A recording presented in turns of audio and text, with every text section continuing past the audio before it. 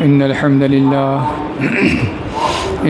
لله نحمده ونستعينه ونستغفره ونعوذ بالله من شرور أنفسنا ومن سيئات أعمالنا من يهده الله فلا مضل له ومن يضلله فلا هادي له وأشهد أن لا إله إلا الله وحده لا شريك له وأشهد أن محمدًا عبده ورسوله أما بعد فإن خير الحديث كتاب الله وخير الهدي هدي محمد صلى الله عليه وسلم وشر الأمور محدثاتها وكل محدثة بدعة وكل بدعة ضلالة وكل ضلالة في النار يا أيها الذين آمنوا اتقوا الله حق تقاته ولا تموتن إلا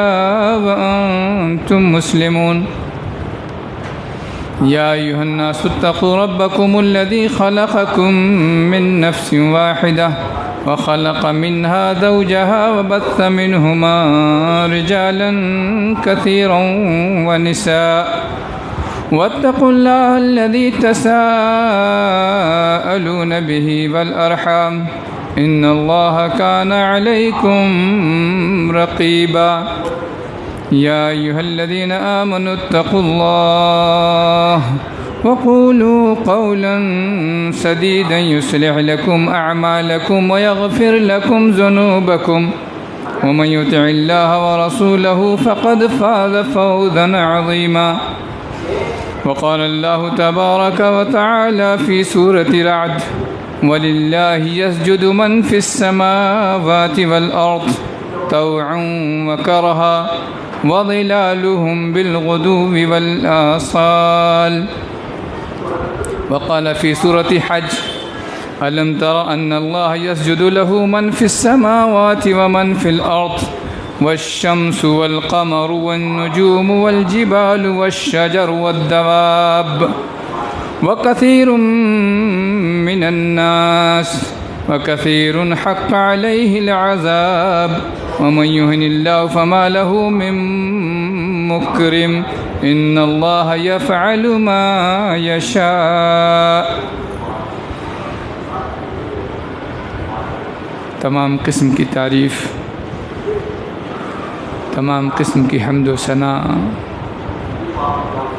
بڑائی و بزرگی، عبادت و بندگی اور تمام قسم کے رکوع اور سجدے اس اللہ رب العالمین کے لیے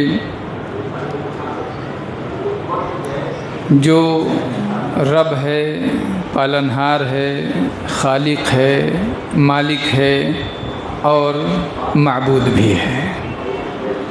ہمارے سجدوں کا مستحق بھی ہے، ہماری عبادتوں کا مستحق بھی وہی اکیلا تنہا ہے. اس کی حمد و ثنا اور اس کی عبادتوں کے بعد اور اس کے لیے عبادتوں کو خالص کرنے کے بعد اس کے تمام رسولوں پر درود و سلام، خصوصاً آخری رسول جناب محمد مصطفیٰ صلی اللہ علیہ وسلم پر انگنت اور بے شمار درود و سلام، جو اس کائنات میں بھیجے گئے تمام انبیاء اور محمد صلی اللہ علیہ وسلم بھی، تاکہ دنیا کو ایک اللہ کی عبادت کی طرف دعوت دیں، صرف ایک اللہ کے سجدے کی طرف دعوت دیں. ورنہ دنیا ان نبیوں کی باتوں کے علاوہ بھی اللہ کو رب مانتی تھی. قرآن مجید پڑھیں، آپ کو یہ ساری باتیں ملیں گی انشاءاللہ. رب بھی مانتے تھے، خالق بھی مانتے تھے، مالک بھی مانتے تھے، مصیبتوں کو ہٹانے والا بھی مانتے تھے.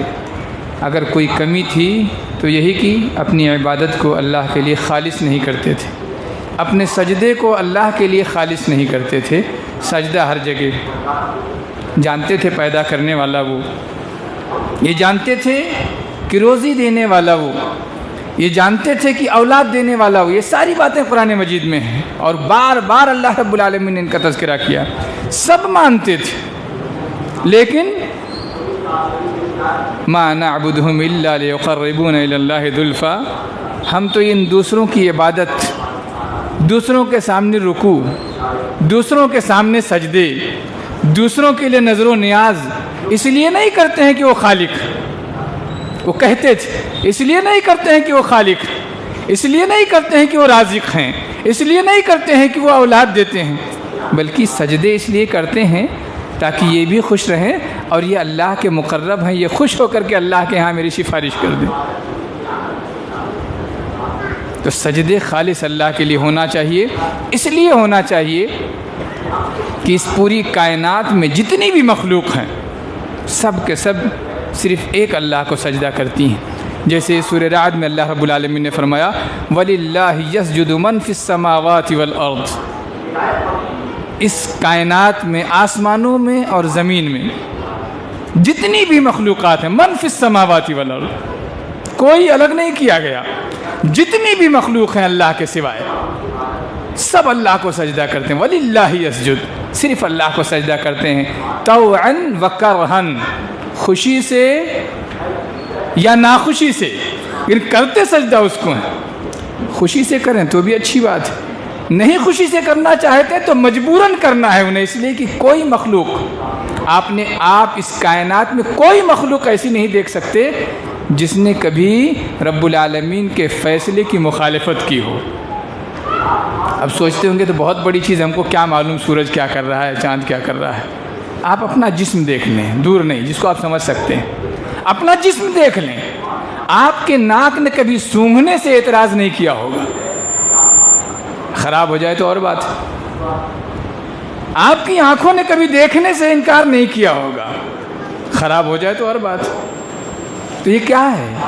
آنکھ بھی کوئی اللہ رب العالمین نے اسے جس کام کے لیے پیدا کیا کر رہا ہے، کان کو جس کام کے لیے پیدا کیا ہے اس نے کبھی انکار نہیں کیا، زبان کو جس کام کے لیے پیدا کیا اس نے کبھی انکار نہیں کیا، پیروں کو جس کام کے لیے پیدا کیا چلنے کے لیے کبھی انکار نہیں کیا، چلتا رہتا ہے، بلکہ کبھی تھک بھی جائے اور ہمیں ضرورت ہو تو پھر بھی چلتا ہے۔ کیوں؟ رب العالمین نے اس کو اسی بات کی وحی کی ہے، اس کو اسی کام کے لیے پیدا کیا ہے۔ لیکن اور کیا کہا؟ وَظِلَالُهُمْ بِالْغُدُوِّ وَالْآصَالِ، صرف مخلوقات ہی نہیں، ان کے سائے بھی سجدہ کرتے ہیں، ہے نا عجوبہ؟ صرف مخلوقات ہی نہیں، مخلوقات کے سائے بھی سجدہ کرتے ہیں۔ اور آپ دیکھیے اللہ رب العالمین نے ہمارے سائے کو جیسا حکم دیا ویسا، سورج جب صبح صبح نکلتا ہے تو سایہ بہت لمبا ہوتا ہے، پھر سکڑتا رہتا ہے۔ کبھی ایسا نہیں ہوا کہ سورج ڈوب رہا ہو تو سایہ چھوٹا ہو اور سورج جب آسمان پہ ہو تو سایہ لمبا ہو، کبھی ہوا؟ نہیں ہوا۔ کیوں؟ اس لیے کہ اس کو اسی کا حکم ہے، اس کو اسی کا حکم ہے، کبھی دائیں بھی ہو جاتا ہے، کبھی بائیں بھی ہو جاتا ہے، سب یعنی جتنی مخلوقات ہیں، یہاں تک کہ ہمارے اپنے جسم کا سایہ بھی، دوسری مخلوقات کے سائے بھی میں نہیں کرتا۔ قرآن مجید میں سورہ رعد میں وَظِلَالُهُمْ بِالْغُدُوِّ وَالْآصَالِ، صبح و شام سائے بھی سجدہ کرتے ہیں۔ تو جب سب چیزیں سجدہ کر رہی ہیں تو آخر انسان کیوں بھاگے اس سے؟ لیکن ہے مزاج۔ اور دوسری آیت میں اللہ رب العالمین نے اس کی وضاحت فرمائی، سورہ حج میں ہے، سورہ حج کی آیت نمبر 18، أَلَمْ تَرَ أَنَّ اللَّهَ يَسْجُدُ لَهُ مَنْ فِي السَّمَاوَاتِ وَمَنْ فِي الْأَرْضِ، کیا تم نے نہیں دیکھا کہ اس کائنات میں، آسمانوں میں جتنی مخلوقات پائی جا رہی ہیں وہ، زمین میں جتنی مخلوقات پائی جا رہی ہیں وہ سب اللہ کو سجدہ کر رہے ہیں، کیا تم نے نہیں دیکھا؟ یعنی اللہ یہ کہنا چاہتا ہے دیکھو، کھولو آنکھیں، غور کرو، کیا کائنات کی کسی چیز نے کبھی انکار کیا اللہ رب العالمین کی حکم سے؟ اس کے حکم سے کبھی انکار کیا؟ کبھی آپ نے دیکھا ہو کہ سورج مشرق سے نکلنے کے بجائے شمال سے نکل آئے؟ کبھی نہیں ہوا، کبھی نہیں ہوا۔ اس کو اللہ نے جو حکم دے رکھا ہے وہی کر رہا ہے، بس وہ نکلتا ہے اور اس کائنات میں روشنی کے ساتھ گرمی پہنچانا شروع کر دیتا ہے۔ دیکھیے اس ٹھنڈی کے موسم میں اس کی دھوپ کی تلاش میں کہاں کہاں چلے جاتے ہیں لوگ، اس ٹھنڈی کے موسم میں بھئی کہیں دھوپ لگ جائے، گرمی مل جائے، تو اس کا کام ہے، جو کام اللہ نے اسے دیا وہ کر رہا ہے۔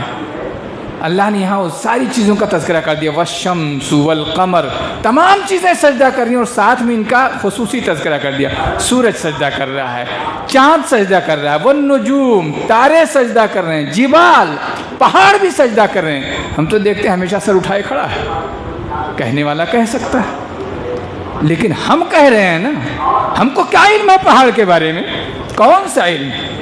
کچھ بھی تو نہیں جانتے۔ ہو سکتا ہے اس کو کھڑے ہو کر ہی سجدہ کرنے کا حکم ہو تو اللہ کہہ رہا ہے، جو جانتا ہے اسے ماننا چاہیے۔ پہاڑ سجدہ کر رہے ہیں، والشجر، درخت سجدہ کر رہے ہیں، والدواب، چوپائے سجدہ کر رہے ہیں، اور وکثیر من الناس، ہمارے اور آپ کے لائق جو بات، اور بہت سے لوگ سجدہ کر رہے ہیں۔ ہمارا آپ کا شمار اللہ کا شکر ہے اسی کثیر میں ہے، بہت سے لوگ سجدہ کر رہے ہیں۔ اور کیا کہا؟ وَكَثِيرٌ حَقَّ عَلَيْهِ الْعَذَابُ، اور بہت سے لوگ ایسے ہیں جن پر عذاب ثابت ہو چکا ہے۔ مفہوم واضح ہے، مفہوم بالکل واضح ہے۔ جو سجدہ کر رہے ہیں وہ پوری کائنات کے اللہ کی بندوں کے ساتھ ہیں، عبادت کرنے والوں کے ساتھ ہیں، اور جو سجدہ نہیں کر رہے ہیں حق علیہ العذاب، اس پر عذاب ثابت ہو گیا۔ وہ سجدہ اللہ کے عذاب سے بچانے والی چیز ہے، سجدہ اللہ کے عذاب سے بچانے والی چیز ہے۔ آگے کہا اللہ رب العالمین نے وَمَن يُهِنِ اللَّهُ فَمَا لَهُ مِن مُكْرِمٍ، اللہ جسے بے عزت کر دے، ذلیل کر دے، اسے کوئی عزت دینے والا نہیں ہے۔ یہاں بھی ایک بہت بہترین نکتہ ہے، اگر سوچیں تو ایک آدمی سوچتا ہے میں نے سر جھکا کے اپنے آپ کو ذلیل کر لیا، اور حقیقت یہ ہے، حقیقت یہ ہے اللہ کے علاوہ کائنات کی کسی چیز کے سامنے سجدہ کریں تو ذلیل ہو جاتے ہیں۔ یہی بات بتائی جا رہی ہے یہاں کہ اللہ کو چھوڑ کر، آپ اسے دیکھیے، کسی آدمی سے آپ روزانہ 10 روپے مانگ کے دیکھیے، بہت بہت سخی ہوگا، 2-4 دن 10 دن دیکھے بولے کیا بات ہے یار، شرم نہیں آتی، روز مانگنے چلا آ رہا ہے، بے عزت کر دیتا ہے وہ، وہاں آپ ذلیل ہو جاتے ہیں۔ یہ ایک ایسی واحد جگہ ہے رب العالمین کا دربار کہ آپ جتنا سر رگڑیے اتنے باعزت ہوتے جائیے، کیونکہ یہاں سر جھکانے والا اپنے آپ کو اس پوری کائنات میں سب سے باعزت سمجھتا بھی اور ہونا بھی چاہیے۔ جو خالص یہاں سر جھکاتا ہے وہ جانتا ہے کائنات کی ساری چیزیں میری اتباع میں ہیں، میری خدمت کے لیے بنائی گئی ہیں، اور میں اس رب العالمین کی عبادت کے لیے بنایا گیا ہوں۔ تو ساری چیزیں ہماری خدمت کے لیے ہیں اور ہم رب کی عبادت کے لیے ہیں۔ جب یہ آدمی جان لیتا تو سمجھ لیتا کہ رب کے دربار میں سجدہ کرنا عزت کی چیز ہے، کہیں اور سر جھکانا بے عزتی کی بات ہے۔ تو سجدہ بہت قیمتی چیز ہے۔ سجدے کے معنی تو جانتے ہی ہوں گے کہ سجدہ کے معنی لغوی معنی بھی ہوتے ہیں کہ اپنا سر جھکا دینا، زمین پہ رکھ دینا، اور اصطلاحی معنی ہوتے ہیں اللہ رب العالمین کے لیے خالص کرتے ہوئے اپنا سر اس کے دربار میں جھکانا سجدہ ہے۔ یہ سجدہ کسی اور کے لیے درست نہیں ہے، یہ سجدہ کسی کے لیے درست نہیں ہے۔ اور کائنات کی کوئی بھی چیز، جتنی چیزیں ہیں، چاہے وہ انسان اور جنات جو عقل مند ہیں وہ ہوں، یا اس کے علاوہ حیوانات ہوں، یا نباتات ہوں، یا جمادات ہوں، سب کا ذکر ہو چکا، سب کے سب اللہ کو سجدہ کرتے ہیں۔ لیکن مسئلہ یہ کہ ہم سمجھتے نہیں، اللہ رب العالمین نے اس کا بھی ذکر کر دیا ہے، سورہ اسراء میں ہے۔ کہیں کوئی کہنا دے بھائی ہم نے نہیں دیکھا سجدہ کرتے ہیں پیڑ کو، اللہ نے کہا بتا دیتے ہیں وَإِن مِّن شَيْءٍ إِلَّا يُسَبِّحُ بِحَمْدِهِ وَلَٰكِن لَّا تَفْقَهُونَ تَسْبِيحَهُمْ، کوئی چیز ایسی نہیں ہے جو اللہ کی تسبیح نہ بیان کرتی ہو، ہر چیز اللہ کی تسبیح بیان کرتی ہے، لیکن تمہیں سمجھتا نہیں ہے۔ اب عقل ہی کتنی ہے بھائی، کتنی ہے؟ بہت تھوڑا سا تو عقل دیے گئے، بہت معمولی عقل اللہ نے دیا۔ تو یہ حال ہے کہ کائنات مسخر کرنے پہ لگے ہوئے ہیں، چاند تک پہنچ گئے، تھوڑے میں یہ حال ہے۔ تو اللہ نے یہ سمجھ نہیں دی کہ پیڑ کیسے سجدہ کر رہے ہیں، پیڑ کیسے تسبیح بیان کر رہے ہیں، پرندے کیسے تسبیح بیان کر رہے ہیں، سورج کیسے تسبیح بیان کر رہا ہے، نہیں کچھ بتایا ہے، لیکن وضاحتیں موجود ہیں۔ جیسے ایک حدیث میں ہے، اور وہ بھی صحیح حدیث، متفق علیہ، میرے خیال سے متفق علیہ روایت، کیا جب یہ کہا گیا کہ سورج سجدہ کرتا ہے، صحابہ کرام نے پوچھا لفظ کیسے؟ کیسے سجدہ کرتا ہے؟ تو کہا وہ آپ دیکھتے ہو مشرق سے نکلتا ہے، چلتا رہتا ہے، مغرب تک پہنچتا ہے، اور جب مغرب میں پہنچتا ہے ڈوبتا جسے ہم کہتے ہیں، تو وہ ڈوبتا نہیں، اللہ کے عرش کے سائے میں سجدے میں چلا جاتا ہے۔ یہ حدیث کے الفاظ، عرش کے سائے میں سجدے میں چلا جاتا ہے، عرش کے نیچے، اور اللہ سے اجازت طلب کرتا ہے، اللہ اجازت دے تو پھر نکلوں۔ اب ہمارے یہاں سائنس پڑھنے والے کہتے ہوں گے تو ڈوبتا ہی نہیں ہے، وہ تو ڈوبتا ہی نہیں۔ بھائی ٹھیک ہے، آپ کی سائنس ابھی یہیں تک پہنچی، ہو سکتا ہے کچھ آگے ریسرچ کرے اور آگے پہنچے۔ اگر آپ کی سائنس یہ کہتی ہے کہ مستقل گھوم رہا ہے، تو جس دن وہ مغرب سے نکلے گا تب پتہ چلے گا کیسے ہوا، کیسے، کیوں واپس آیا۔ اس حدیث میں اس کی وضاحت کہ عرش میں، عرش کے نیچے سورج سجدے میں جاتا ہے اور رب العالمین سے دعا کرتا ہے، اللہ اجازت دے تو پھر نکلوں۔ اللہ اجازت دیتا ہے تو پھر نکلتا ہے، اور جس دن اللہ چاہے گا کہے گا نہیں، واپس پلٹ جا، واپس جا۔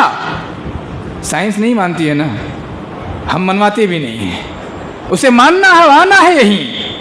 اگر پڑھے لکھے لوگ یہاں بیٹھے ہیں تو جانتے ہوں گے جو سائنس پڑھے ہوئے ہیں، تقریباً 1-2 سال پہلے کا معاملہ ہے۔ کوئی ایک سیارہ ہے جس پر سورج مغرب سے طلوع ہونا شروع ہو چکا ہے، نام مجھے نہیں یاد ہے، سورج مغرب سے طلوع ہونا ہے، نہیں وہ پلٹ گیا واپس۔ اور لکھنے والے نے لکھا تھا کہ یہ مسلمانوں، بلکہ یہ پوری کائنات کے انسانوں، ہمارے اس دین پر ایمان لاؤ جس دین نے بتایا ہے کہ سورج مغرب سے نکلے گا۔ اس سیارے پر سورج نکلنا شروع ہو گیا، کل تمہارے سیارے BA نمبر آنے والا۔ تو گویا وضاحتیں سائنس خود کر رہی ہے، آگے بڑھتی جائے گی، وضاحت کرتی جائے گی، ہمارے دین کو اس کے پیچھے چلنے کی ضرورت نہیں ہے۔ اور یہ سجدہ ہم مومنوں کی پہچان بھی ہے، ایک مومن کی پہچان ہے کہ خالص رب العالمین کے لیے سجدہ کرتا ہے۔ قرآن مجید میں ہے محمد رسول اللہ والذین معہ اشداء علی الکفار رحماء بینہم تراہم رکعا سجدا یبتغون فضلا من اللہ ورضوانا۔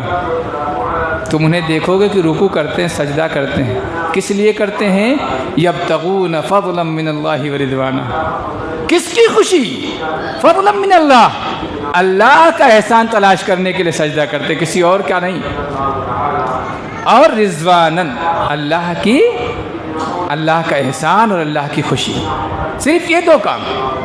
سجدہ کرنے کا مقصد اللہ راضی ہو جائے، رحمتیں برسا دے، اسی لیے کرتے ہیں، کسی اور کو خوش کرنے کے لیے نہیں کرتے ہیں۔ اور سجدہ خالص اللہ ہی کے لیے ہونا چاہیے، یہ بھی قرآن مجید میں موجود ہے۔ آئیے دیکھتے ہیں سورہ فصلت کی آیت نمبر 37 میں اللہ رب العالمین نے فرمایا وَمِنْ آيَاتِهِ اللَّيْلُ وَالنَّهَارُ وَالشَّمْسُ وَالْقَمَرُ، دن اور رات، سورج اور چاند، یہ سب اللہ کی نشانیاں ہیں۔ لَا تَسْجُدُوا لِلشَّمْسِ وَلَا لِلْقَمَرِ، سورج چاند کو سجدہ مت کرو۔ وَاسْجُدُوا لِلَّهِ الَّذِي خَلَقَهُنَّ، اس ذات کو سجدہ کرو جس نے ان سورج اور چاند کو پیدا کیا۔ مفسرین لکھتے ہیں کہ یہاں سورج چاند کا خصوصیت کے ساتھ اللہ رب العالمین نے ذکر کیا، بقیہ مخلوقات کا ذکر نہیں کیا۔ سورج چاند کا خصوصیت سے تذکرہ اس لیے کہ تقریباً اکثر و بیشتر قوموں میں ان دونوں کی عبادت پائی جاتی ہے۔ اکثر بیشتر قوموں میں جو مشرکین ہیں، اکثر بیشتر میں ان دونوں کی عبادت پائی جاتی ہے۔ ابراہیم علیہ السلام کا قصہ دیکھیے، ان کو پوری قوم سورج کی پوجا، چاند کی پوجا، تاروں کی پوجا، اس لیے ابراہیم علیہ السلام نے سب کے بارے میں کہا تھا نا، ڈوب گیا میرا رب نہیں۔ تو اکثر بیشتر قوموں میں ان کی پوجا پائی جاتی ہے، اس لیے ان کا خصوصیت کے ساتھ تذکرہ کر دیا۔ اور یہ انتہائی بڑی مخلوق پوری کائنات کو روشن کرتی ہیں، اگر ان کو آدمی سمجھ جائے تو بقیہ چھوٹی مخلوقات کو آسانی سمجھ سکتا ہے۔ اسی لیے اللہ نے کیا کہا؟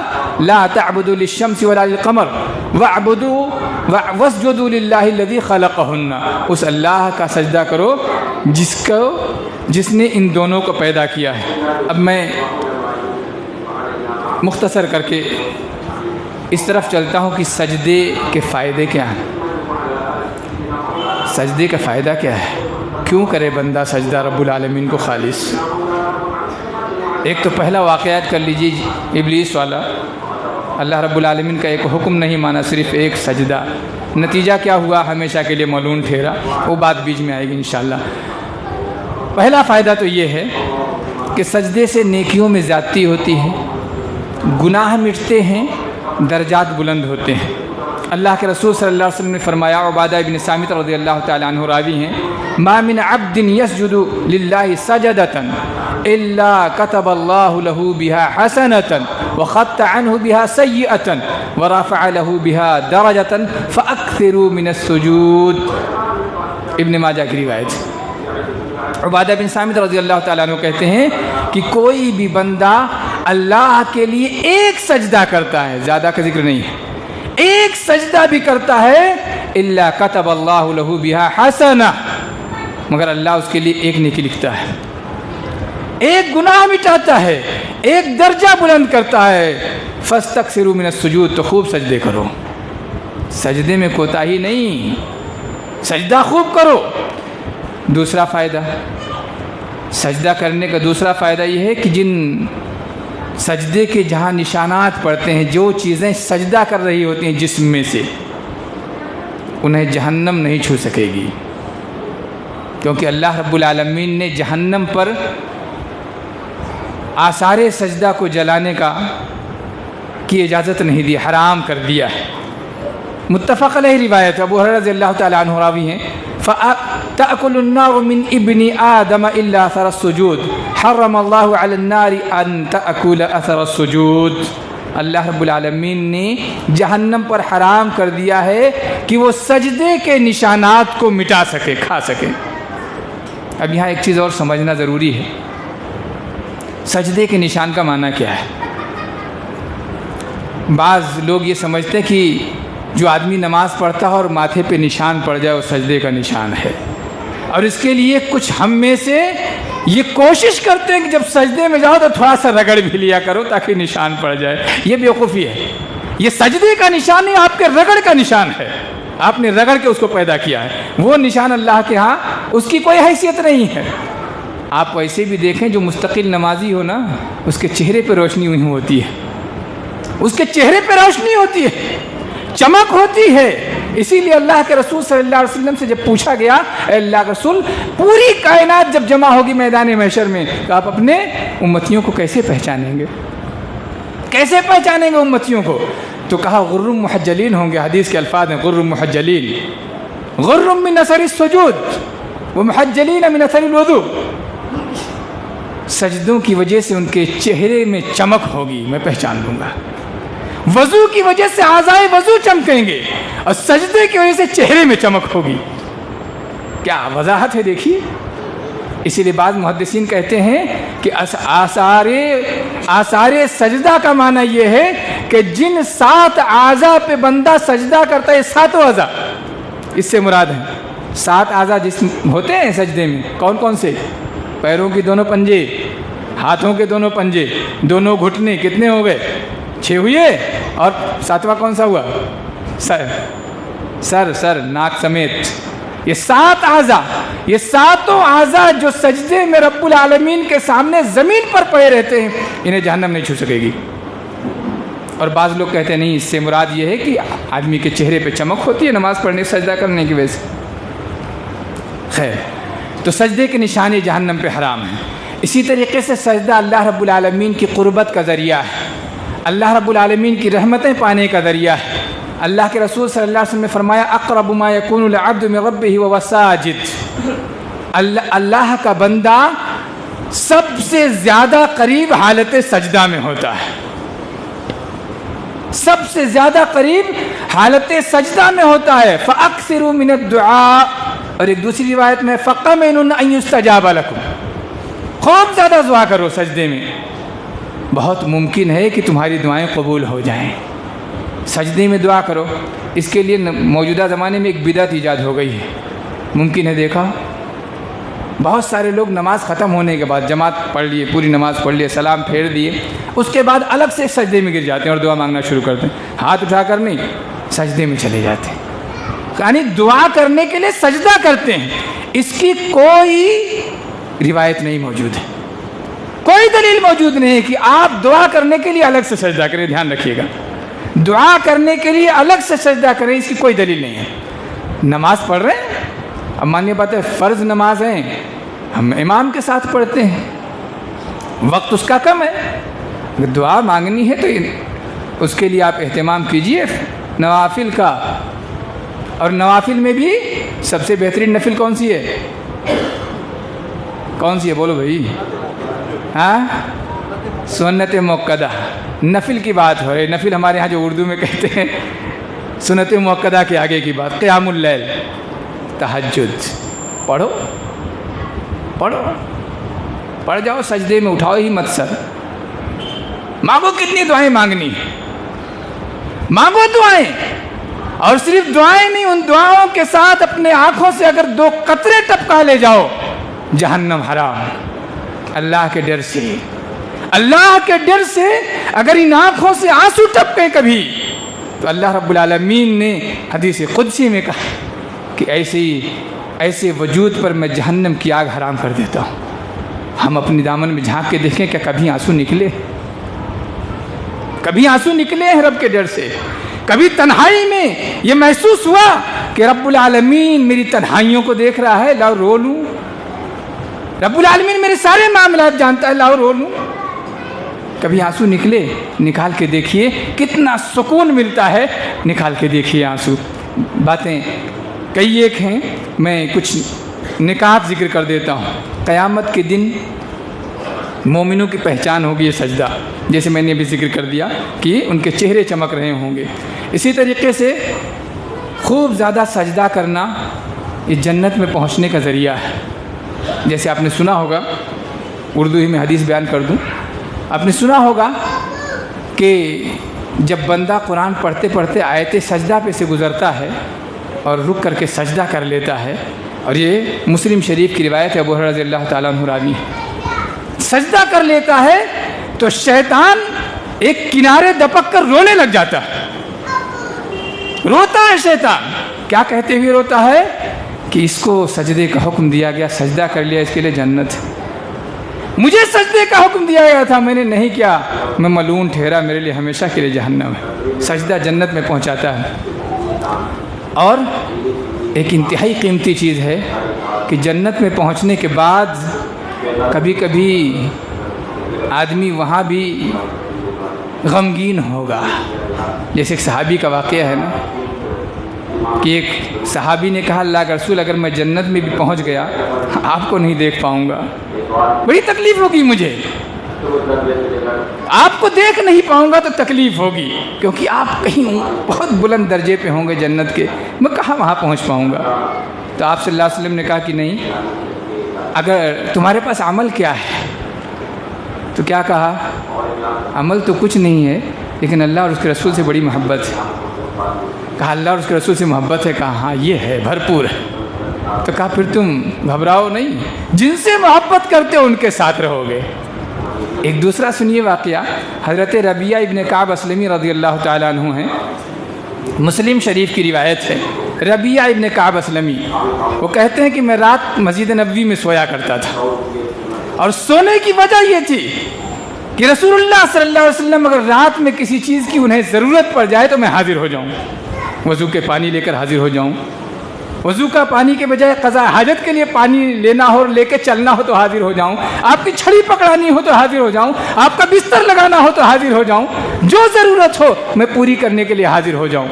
تو ربیعہ ابن کعب اسلمی آپ صلی اللہ علیہ وسلم کی ضروریات پوری کرنے کے لیے لگے رہتے تھے۔ ایک دن آپ صلی اللہ علیہ وسلم نے خوش ہو کر کے کہا ربیعہ بڑی خدمت کی تم نے، کچھ چاہیے؟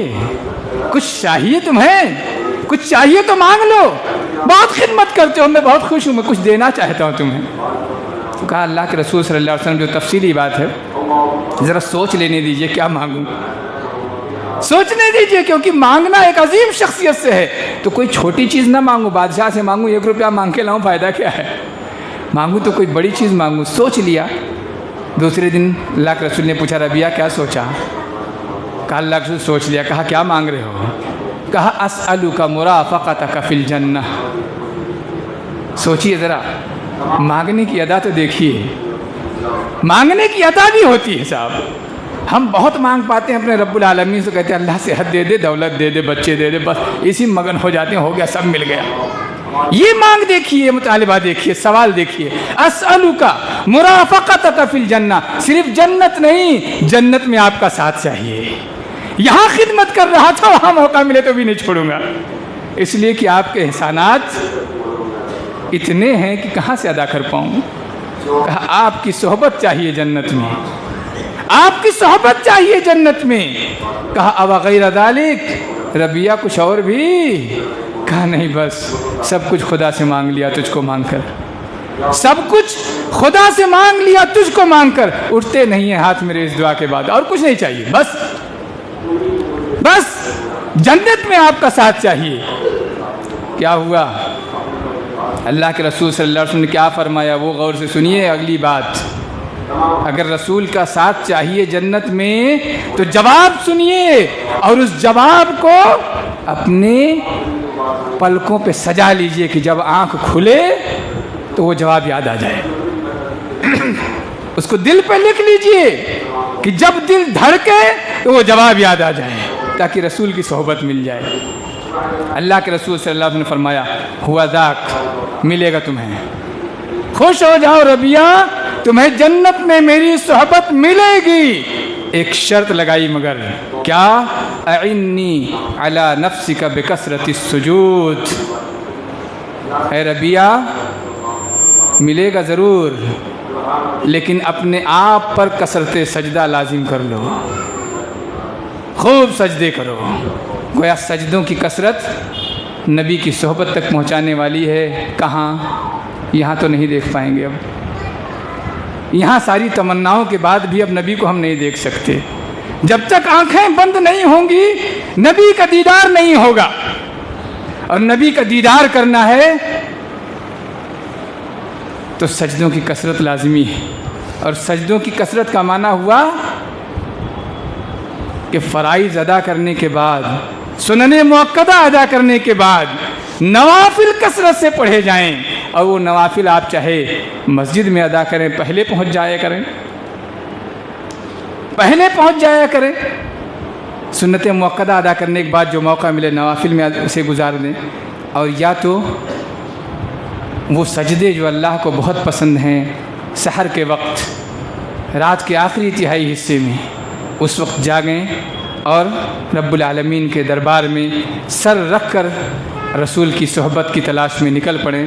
اللہ ضرور رسول کی صحبت عنایت فرمائے گا۔ اللہ رب العالمین سے دعا ہے کہ الہ العالمین مجھے اور اس مسجد میں موجود تمام لوگوں کو، تمام سننے والوں کو، بلکہ تمام مسلمانوں کو توفیق دے کہ ہم اپنے سجدوں سے اپنے وجود کو روشن کر سکیں، اپنے سجدوں سے جنت کا راستہ تلاش کر سکیں، اپنے سجدوں سے رب العالمین کی رحمت تلاش کر سکیں، اس کا احسان تلاش کر سکیں، اپنے سجدوں کے ذریعے سے جنت میں رسول کی قربت حاصل کر سکیں۔ آمین وآخر دعوانا الحمدللہ رب العالمین۔ بارک اللہ لی ولکم فی القرآن العظیم، ونفعني وإياكم بالآيات والذكر الحكيم، إنه تعالى جواد كريم ملك بر رحيم، فاستغفروه إنه هو الغفور الرحيم۔